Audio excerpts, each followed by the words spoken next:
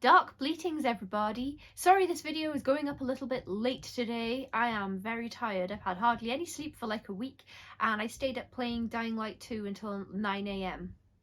So anyway, I'm reviewing a book and I'm really excited because it's an ARC, an advanced reader / review copy, and I never managed to get these up in time before the book actually goes out, or even on the week it goes out. I always get the review up, but I just always have such a backlog that I just sort of forget what's coming out when and blah blah blah blah blah. But if you saw my author interview yesterday with the absolutely wonderful, lovely LaRocca, then you will already probably expect that I'm going to be talking about At Dark I Become Loathsome, which is due for release in the UK on the 28th of January.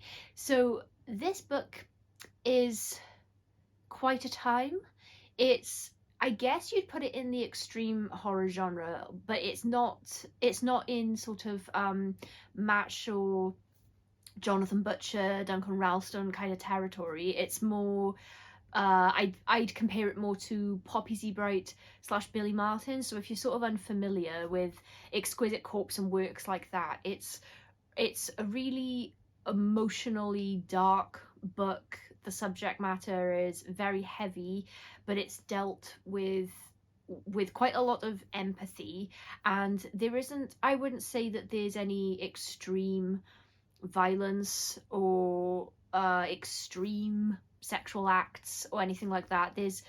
There's some talk of some things, and there are some really disturbing scenes and images.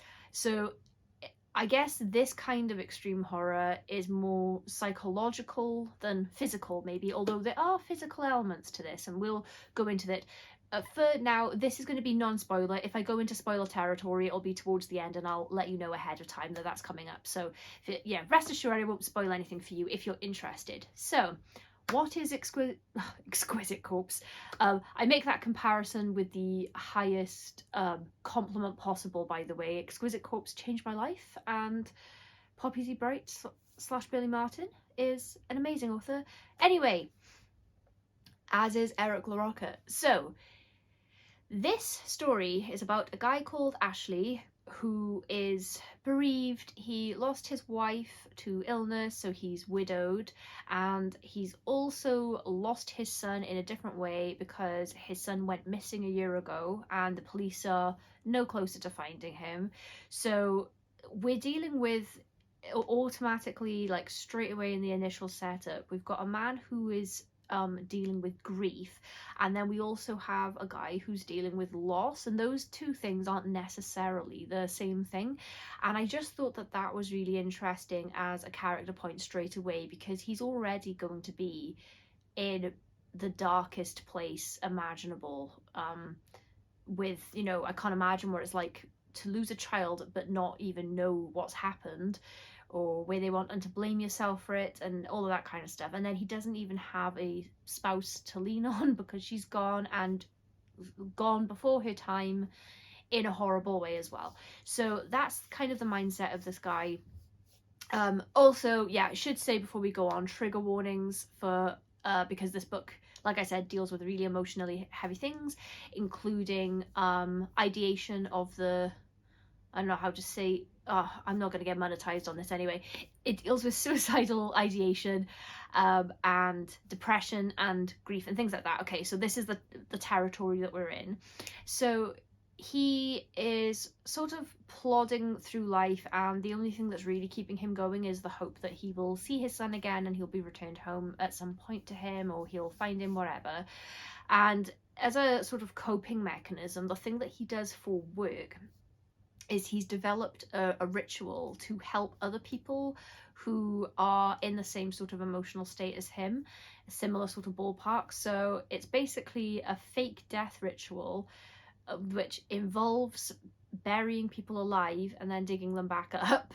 And the idea, and it works, is that this sort of brush with the reality of actually being gone helps people sort of reset their mindset about going on and living and all of that stuff. For God's sake, hi Loki. Say hi to our adoring public. Sorry. So the main character to me, Ashley, seems like a troubled person who wouldn't be in these circumstances, but also I felt like he was very decent, because although this isn't a free thing he's doing, this is, you know, what he does for work, he is helping people, and he's going out of his way to help people who feel as he feels. So I just thought there's a lot of merit in his character. I think it says a lot about his character. And then the other facet of his personality, which is very apparent to us and it's repeated over and over, is that at dark I become loathsome. So he doesn't feel like a good person, and in fact, not just not a good person, but a loathsome person. So, Loki, I'm trying to talk about a book here. So as it's going on, and this is a first person narrative, by the way, so we're very much in Ashley's head and thoughts, and as we're going, oh my gosh. And as we're going along in the beginning part, say like the first act of Ashley's story, I just wanted to give him a hug, because he felt like a decent person to me, like a good person, but who's very full of self-hatred and self-loathing, and I suppose maybe that would happen. Grief is horrible, depression is horrible, your thoughts aren't always honest with you, you know, your mind lies to you, and it's, you know, it paints things out certain ways if you're in certain emotional states. So the reality you're living in isn't the outside reality for a lot of the time. And also because his son was taken, I can't even imagine how anyone would feel if they were in charge of a child and then that they didn't get that child home safely. So there's just so much going on, but I just, you know, wanted to give him a hug and, you know, tell him everything would be okay. And then there's an update on something in his life which sort of throws him into a downward spiral.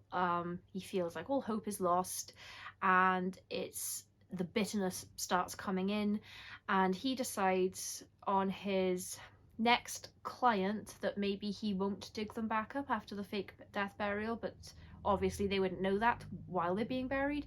So the feeling that I had, there was a lot of horror that was like coming from within. So first of all, you've got all of the emotional stuff that's already really heavy, and then I was really worried that he was gonna make a bad decision. And what are you doing, sir? Sorry, Loki is in fine character form today, living up to your namesake. I kept worrying that Ashley was going to make some sort of permanent decision while he's in his lowest ever point, but this isn't who he is as a person. And I was worried that he was going to make a decision he wouldn't normally make that would forever ruin his life and possibly other people's lives. It's like something you can't go back on. So then my focus as a reader was really hoping that something else would happen that would knock him off the path that he was going down. But no matter what he was thinking or how horrible some of the things he was thinking was, I couldn't dislike this guy or stop rooting for him. I just wanted him to be okay, and then by extension everyone else would be okay, because he just seemed like a sensitive, empathetic person, and then he's sort of pushed into a really bad place. And I thought that the writing and the storytelling and the really raw emotional sincerity added so much weight and intrigue to this book. It was really compelling, I thought, and I really cared. I was really invested. I read it in 2 sittings, and the only reason I put it down the first time is because I had to leave the house to go somewhere. It was just, yeah, such a page turner.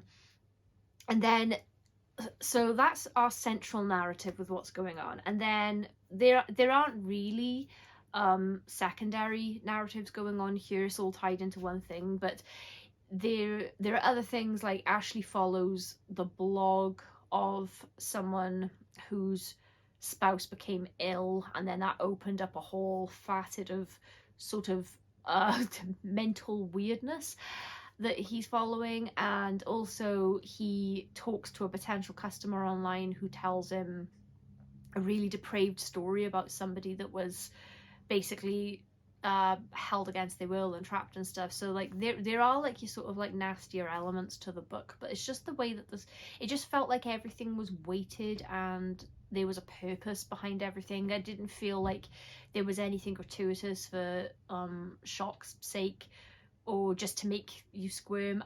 But I did just feel generally uncomfortable for most of the book, just because of what the story was, which I really enjoyed, because that's what you want as a reader, is to feel engaged, and you want to feel something when you're reading. So if I can't be scared when I'm reading a horror book, I want to at least feel disturbed or tense or stressed or something. It's quite cathartic. Yeah, even though I think I probably describe this as like there are heinous elements and horrible things going on, but it's so beautifully told that that sort of offsets the it doesn't offset the viciousness of some of it, but I don't know, it balances it then to make it a really powerful story. It's a powerful read. I thought that the resolution at the end, which I'm not going to spoil, but just my blanket thought on it, and I'll go into more detail in a second in the spoiler section, I feel like the story went to its natural conclusion as opposed to it being forced in any particular direction for any other reason. Like, I felt like the story for Ashley ended the only way it could. Overall, I did give it 5 out of 5 on Goodreads, and I will be doing that on Amazon as soon as I can post on Amazon, because Amazon doesn't let you post a review until the book has actually been released.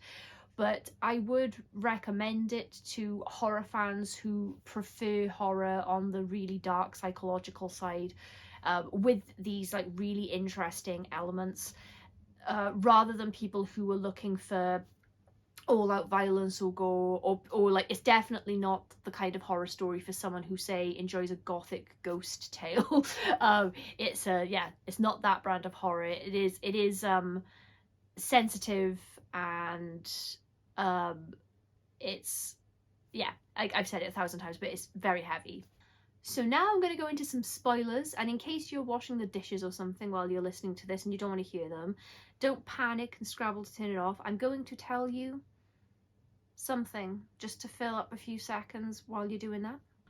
We have a new goat at Happy Goat Horror called Grumpy Goat. I'm really excited. Grumpy Goat is at the moment not going to appear in any videos, but is writing articles and movie reviews for the website, which is something I've wanted to put on there for a really long time, but I'm too busy with the book reviews. I just haven't been able to find the time to write movie reviews. I do try to get articles up, but the book reviews are first and foremost for me.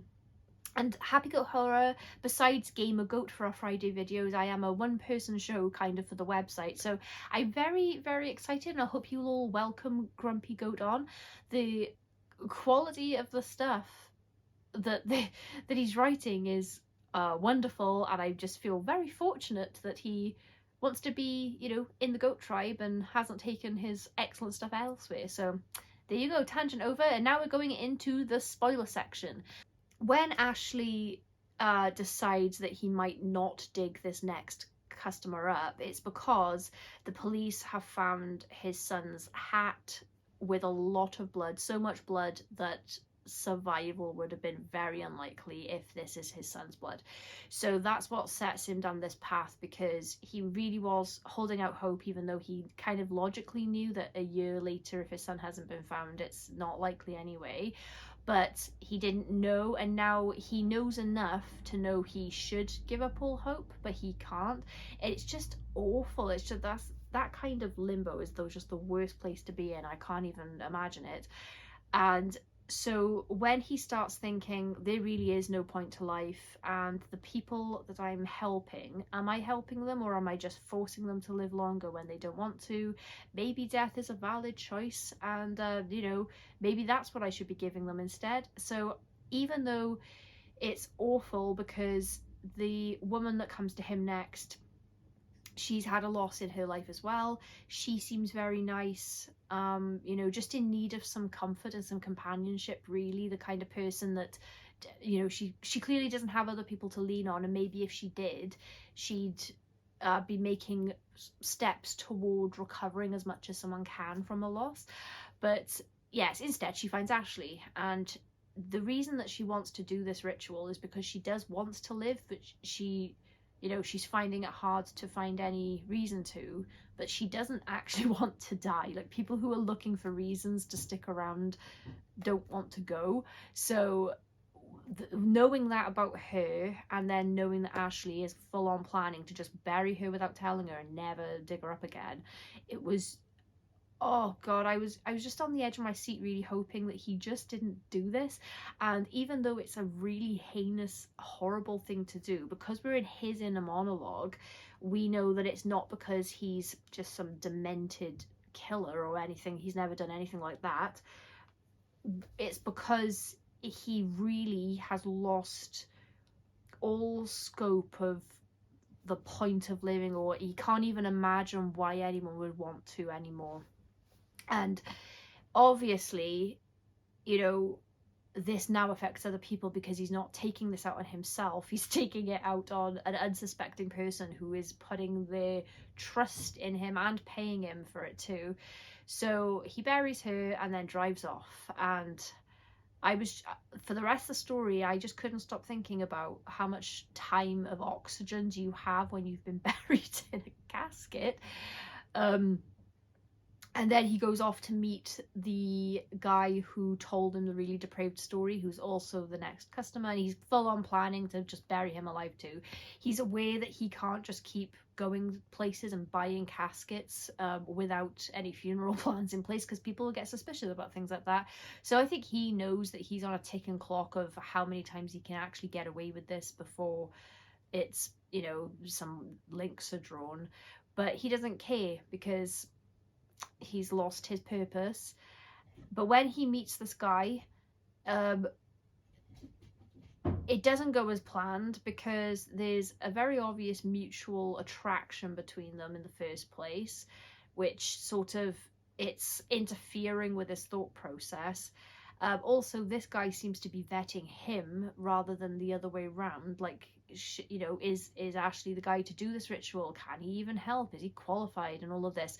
Ashley's just not used to this, so he knows that, I think he knows instinctually that there is actually something off about this person, but he's not thinking too far into it. And then, just as he's closing the lid on the guy and he starts shoveling the dirt, the guy tells him that he was the one who took his son. So of course he's shocked and he continues to bury him. But then he has to dig him up to ask what happened, because this is the only opportunity he'll ever have. He doesn't know if the guy's lying or if he just said it to mess with him or whatever. Now this is where things got so sad for me. They were already sort of relentlessly bleak and sad, just with that tiny little sprinkling of hope. But he realizes, while he's actually confronting the person responsible for the main bulk of his pain, that, you know, you can make other choices and for yourself and not take yourself down while you want to take someone else down. And he realizes how much of a mistake it was to bury that lady, and he rushes back. But of course, when he digs her up, by the time, you know, she's been down there too long, and she's gone. And it ends with him sort of cradling her, regretting that decision. And I can only imagine where it's gonna go. I feel like he's the kind of person that would probably turn himself in, or he could just throw her back in the hole and bury her, and maybe no one would ever know. But it was so sad, because for the whole book, no matter what he was thinking, I just thought, no, he's a good person. He's a good person. He's making some horrible decisions right now, but maybe he can undo them. So I had that little glimmer of hope that all was not lost, just like him. And then as soon as he dug her up, and I thought, nah, he's, you know, and it was confirmed that he'd crossed a line that can't be erased, a line that changes something for him forever, and it's also, you know, he's killed somebody, so it's affected her and anyone that loves her too. I just thought, well, now he's not just somebody who's in pain. He's someone who's murdered somebody, and it was premeditated. Because you know, he had the perfect setup to be able to do it, and then just ahead of time decided to. So that's where the book ends, and I just felt like such despair and sadness and disappointment that he didn't manage to find his way back to himself in time before the one bad decision he made you know, reached its natural conclusion. But I just thought that was so cleverly done, because really that's as close as you can get as a reader to fully understanding Ashley, because that's how he's been feeling for the entire book. You had this glimmer of hope, and it's, you know, it carries on for the duration, most of the story, and then it's snatched away, just like what happens to us at the end when we're hoping that he'll dig her up and she'll be alive, and she'll be really grateful to be alive, and it'll, you know, and he's changed everything in a lovely positive way for her in the end. But no, it's all doom. This isn't the kind of book that I couldn't just read this type of story over and over, like book after book of this, because it's not the kind of thing you just put down and forget about, and it's definitely not the kind of book that you read and you don't get emotionally invested in. Although I'm sure some people do, like maybe some people won't connect with it like I did. But Ashley's sense of loneliness and otherness was so palpable to me, and I can't imagine having to just sit in that with no end in sight.